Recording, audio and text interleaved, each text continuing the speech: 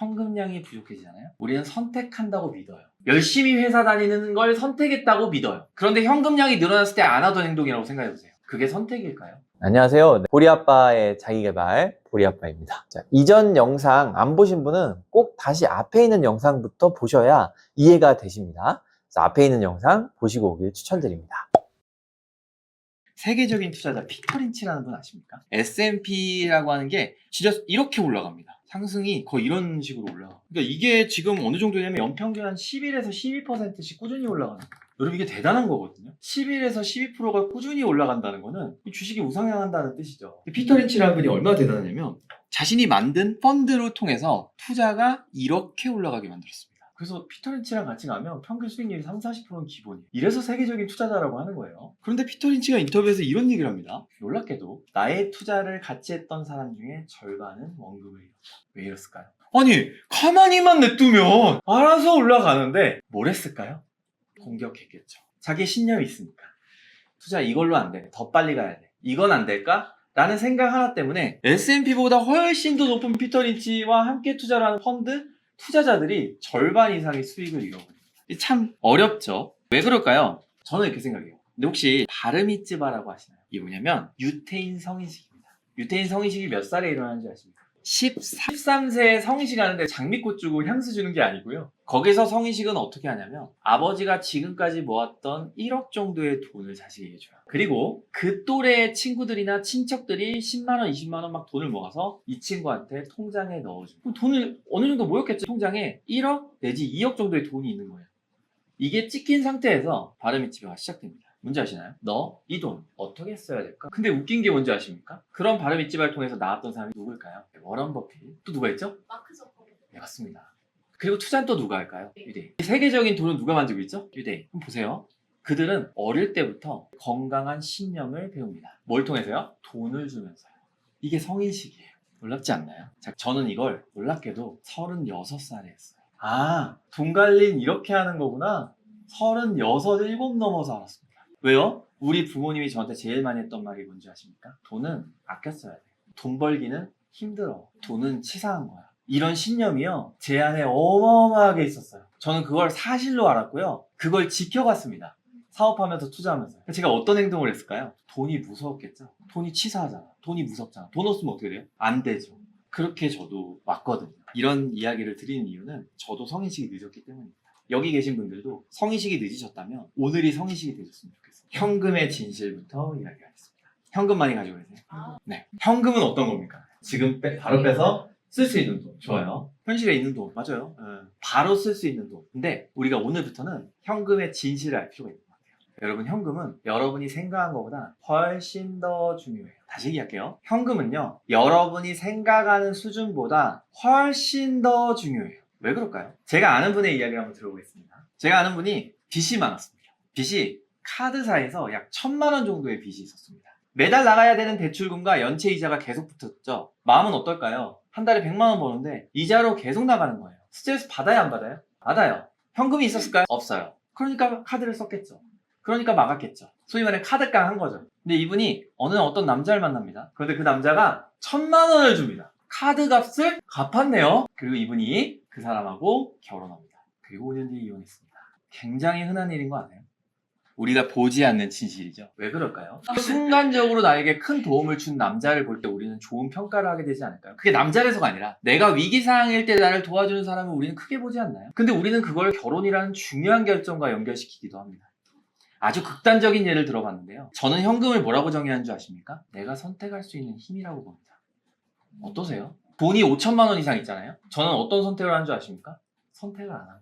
현금이 있는데 뭘 선택해요? 그런데 우리가 왜 이렇게 열심히 사는 줄 아시나요? 현금량이 부족해지잖아요. 우리는 선택한다고 믿어요. 열심히 회사 다니는 걸 선택했다고 믿어요. 그런데 현금량이 늘어났을 때 안 하던 행동이라고 생각해보세요. 그게 선택일까요? 저는요, 현금량이 나의 자유로움 아주 밀접한 연관이 있다고 생각합니다. 그런데 우리는 또 잘못된 인식을 가지고 있습니다.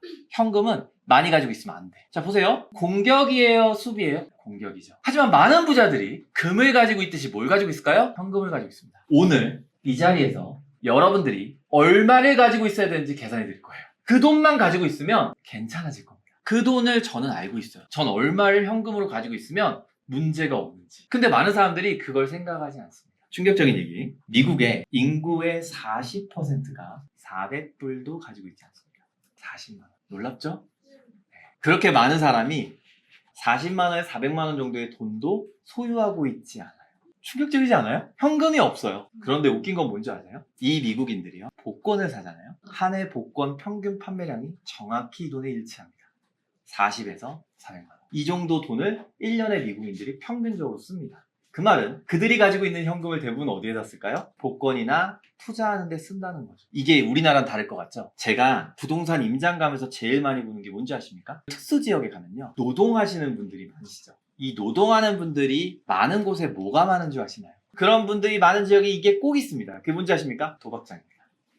오락실 보이시나요? 이런 게 있고요. 또 뭐가 많은 줄 아세요? 인형 뽑기 가게가 많습니다. 진짜입니다. 임장 가보시면 2층에 노래방이 있고요. 유흥과 도박이 많아요.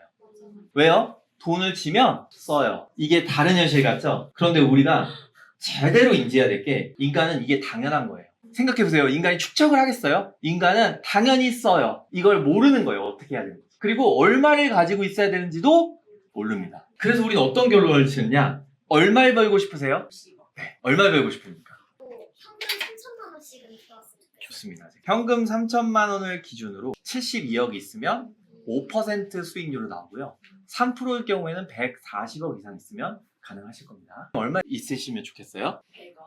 네, 100억. 네. 지금 또 신념을 건드리고 있다는 거 아시나요? 10억 이상 있는 사람이 몇 프로라고요? 우리는 얼마의 현금을 가져야 되는지 모른다니까요. 이 돈만 있으면 된다는 걸 몰라요. 그러니까 자꾸 밖으로 가요. 밖으로 시선을 두는 순간 경제 재무관이 끝난 거예요. 재테크로 가요. 기술로 가요. 그게 아니라 나한테 있어야 될 돈이 정확해야 돼요. 근데 웃긴 거 뭔지 아세요? 우리나라 사람들 물어보면 50억 아니면 100억이에요. 어떻게 다 똑같아요? 모든 사람의 라이프 스타일이 같아야 달라요?